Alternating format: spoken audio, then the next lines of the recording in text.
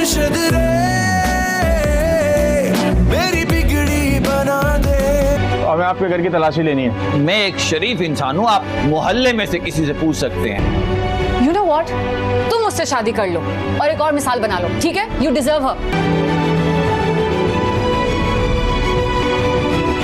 हमारी सियासत के ताबूत में आखिरी कील ठोक दिया बख्तावर ने। सर ये बच्ची मिली अंडर एज लग रही है।